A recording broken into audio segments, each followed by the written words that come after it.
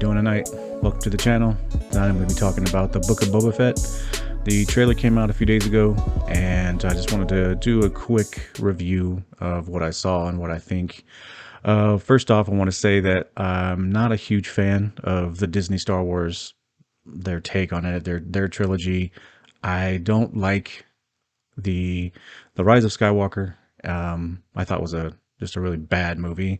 I thought The Force Awakens was decent. I was really hyped for that. So when it came out, I really enjoyed it at the time. But it was one of those movies, the more I watched it, the more I disliked it over time. And then when The Rise of Skywalker came out, I walked out of the theater not really feeling it. I was kind of talking myself into liking it. And then I saw it again in the theater, and I really had some problems with it. And then I've seen it 2 times after that, and not in the theater, at home, and was just not a fan. And I just don't think that Disney is doing a good job or has done anything well for Star Wars, the franchise, the IP. So going into this, I don't have a problem with them trying to bulk up the library of the Star Wars universe. The thing that I'm a little confused with when it comes to Boba Fett is he dies in Return of the Jedi right at the beginning, unceremoniously too. When I saw that as a kid, I thought that really sucked. I thought his death was lame. But I know that there was some extended universe lore. I don't know if it was a book or comic, but I remember that there is a storyline where he escapes from the Sarlacc pit and he comes back, and I don't know anything else other than that he escapes. But I thought that when Disney took over Star Wars that they erased all of the extended universe canon. I could be wrong. Again, normie here. I just remember hearing that. So if I'm wrong, if I'm wrong, I'm wrong. But I really thought that they had erased all of the extended universe stuff. So obviously he is back. He came back in a series called The Mandalorian, which I did not watch season 1, but I did watch an episode by episode review of season 2. I know that there's a lot of fans that really liked The Mandalorian. From what I saw of it, I didn't think it was that good. I thought it was just okay. That was okay Star Wars. I don't think that it was terrible. I don't think that they ruined anything with the show, but it was just sort of mediocre to me. And when I saw this trailer for the Book of Boba Fett, I had the same vibes. It just looks like a decent show. Probably nothing that's going to blow my hair back. I could be wrong. It might be spectacular. I don't know. But when I saw this, it was just one of those things where I started questioning, okay, we know Boba Fett's back. He made his big, he re-entered the scene. He got back on the scene through Mandalorian. And I questioned it then because I thought he was dead and I thought they had erased the canon. But I accepted the fact that he was back, and I thought it was cool because he was a cool character. He's a very iconic character from the original trilogy, which I hold very near and dear to my heart. I grew up watching those movies. I've seen them more times than I can count. So I'm a big fan of the original trilogy. And I am one of those people who liked the prequels when they came out. I didn't think they were amazing, but it was having more Star Wars, especially at that time in my life. I was in my late teens, early 20s, and I was ready to see some more Star Wars. But I know that they get tons of criticism heaped on them, rightfully so. But now that we've seen the Disney trilogy, I think the prequels are looking really good right now. But going into this, and I'm not going to break down scene by scene, I'm just going to kind of give you a quick overview and sign off. But I thought the opening scene was kind of funny because they did something that Disney loves to do, and that is throw nostalgia all up in our faces to get us fans excited for something that we've already seen. And when we saw the little spider crawling up the bank, the little wall, whatever you want to call it, the cliff, and he climbs onto the top and he starts scurrying across. I thought the CGI looked really bad. I thought it looked terrible. It looked so fake. It looked like it was not really in that world. You can tell it was CGI. So that was strike one right away. I was like, that looks terrible. But also it was like, okay, I remember that thing. I remember seeing that spider in Return of the Jedi. I remember seeing it in the background, and I get that they're reaching into the nostalgia bag and they're trying to show us something that we can remember and say, "Oh wow, there's that thing." They do that a lot, so it's just par for the course for Disney. Going forward, the story seems pretty intriguing, so I will say that I'm interested in what's going to happen because Boba Fett's going to take over where Jabba, where he used to rule. He used to rule in Tatooine, the planet Tatooine, and I don't know. They showed a this really pretty wide shot of a city, and I don't know if it's Mos Eisley or if it's a different city on Tatooine. But regardless, we know that Jabba the Hutt ruled over Tatooine, so that's where Boba's going to be. And I'm cool with, I'm cool with taking a little stroll down, this little side lane and checking it out and seeing what they have to offer. I just don't see anything in this trailer that is really stand out. There was nothing in it that really got me hyped. And I am not one of those people anymore. I used to be this way, where I used to be the person that when I saw something that was a flashback or a remember that moment, remember when you saw that, remember when you heard that, that used to get me. Like, that was a hook for me. It doesn't work anymore. I've seen it so much, and I think that Hollywood is using so much of that gimmick of splashing things on the screen that will trigger a memory in the viewer and trick them into thinking they're going to see something that they're not. It's happened time and time again. So I'm not going to really go into this with this idea I'm going to get blown away. I'm hoping that it's good because I want to see good Star Wars. I know that there's a lot of people who think that if you don't like the trilogy and you don't like what Disney's doing, you're some sort of man baby who lives in his mom's basement, and they make all the jokes and they make all those comments and, oh, it's for kids and why do you hate it so much? And aren't there bigger fish to fry? That argument is a weak ass tired argument, and it makes no sense, because just because I don't like something does not mean that I'm living in my mother's basement because I don't like what you like.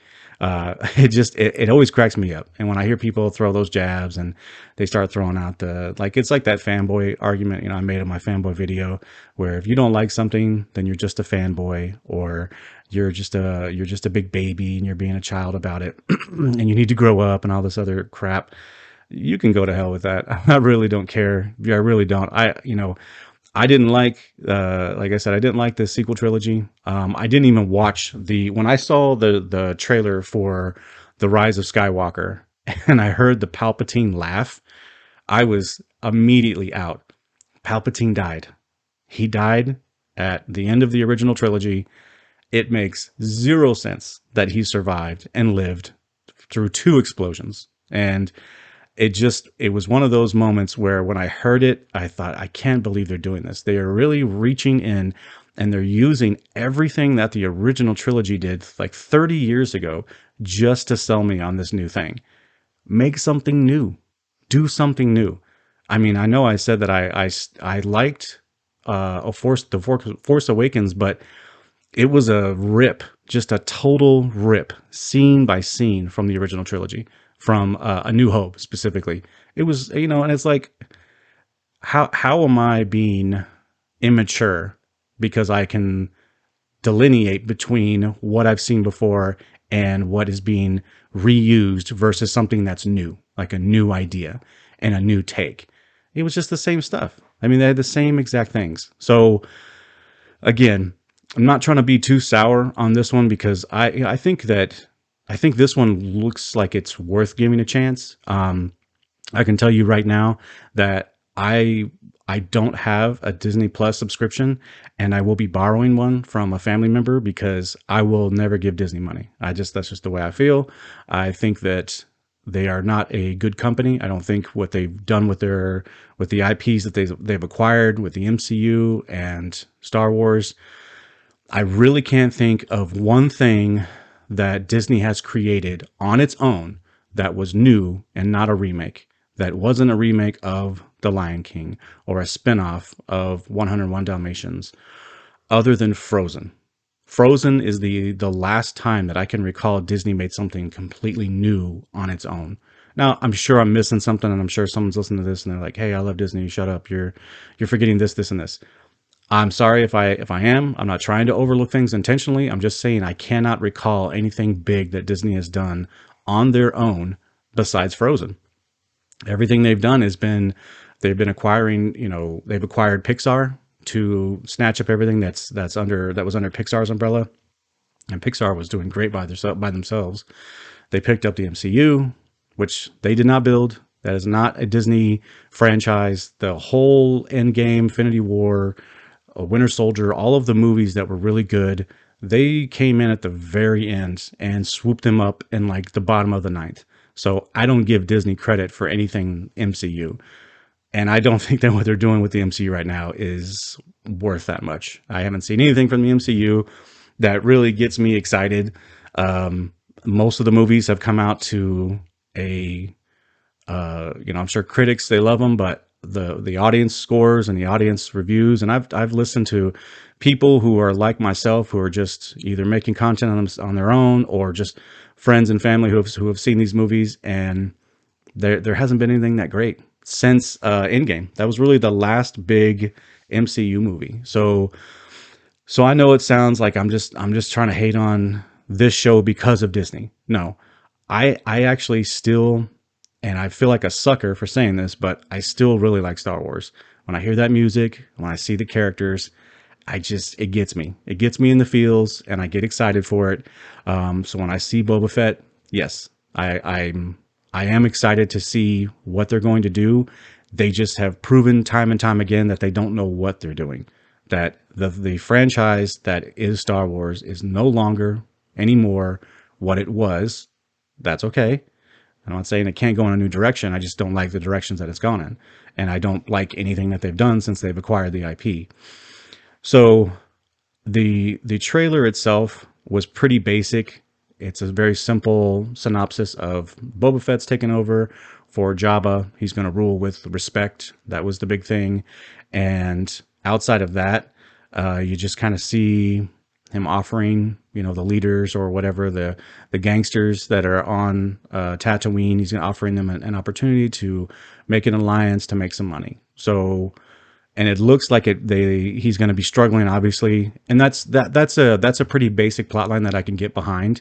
And I really hope they separate themselves from what is normal Star Wars, like the Force and Jedi and Sith Lords. I would like for them, and I wish this show would just be a grounded tale that is all on its own and doesn't need to bring in all these other pieces, these member berries, to get people to sign on to it. So I really, and that's one thing that I will say about this trailer, outside of the spider, and there's probably a couple little things here and there, but that was one thing that I appreciated. They didn't throw a bunch of, hey, this is Star Wars on the screen to sell me on it. So that was cool. I can appreciate that, and that's kind of why when I saw it, I was like, okay, it looks okay. There's a little bit of nostalgia here and there, but outside of that, it looks like it's going to be a story all on its own, and that's what I'm hoping for. Fingers crossed that's just a straight up Boba Fett story, and we follow him through this time where he looks like he's going to be ruling over Tatooine. So, like I said, I will be watching this and I will be reviewing it. I don't know how they're going to do. And like I said, I've never even logged on to Disney Plus, so I don't know the format. I don't know when they release their shows, their series like The Mandalorian. I don't know if it was released weekly or not. So if it's weekly, fine. I'll be on here once a week and I'll be reviewing as early as possible. I'll watch the episode when it drops and I'll try to drop a review right behind it, just so I can give my thoughts as it comes out. But this is a show that I will be watching, so stay tuned. And if you liked it, if you liked the trailer and it got you really excited and hyped, good. I'm glad that you're excited. And I'm just saying, for me, it didn't get me super excited, but it piqued my interest enough to where I will spend the time on this show. But if you like the video and you want to see more Boba Fett, let me know in the comments. Like I said, I love interacting with the comment section. If you like the video, please give me a thumbs up. If you haven't subscribed, a subscription would be nice. And I will see you in the next video. Talk to you later. Bye.